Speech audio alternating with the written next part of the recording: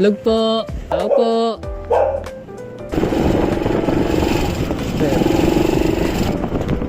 Pag ganitong maulan, yan, dahan-dahan patakbo. Punta natin ngayon sa Paltaw. May school. Deliver ulit tayo mamayang hapon. May pumapara pa oh. Hindi natin pwede sakay.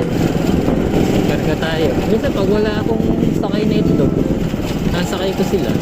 Sayang din kasi pang gasolina din. Kaya lang pag ganito umulan, pwede mabasa ang itlog. Baka dumami. Bawal mabasa.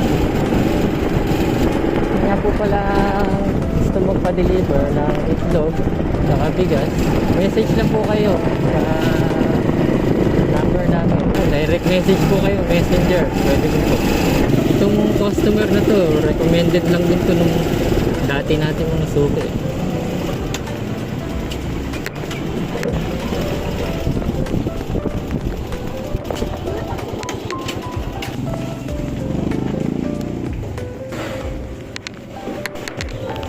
Dalhin natin.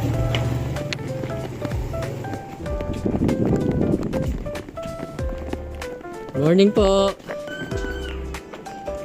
Itlog po. Tao po. Ay, eto na po itlog. Wala pa po eh. Pag meron po, dadala ko kay si Kaneni din nagtatanong.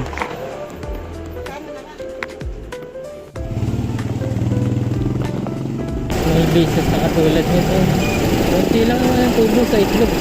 Dami din yan kapag sama-sama.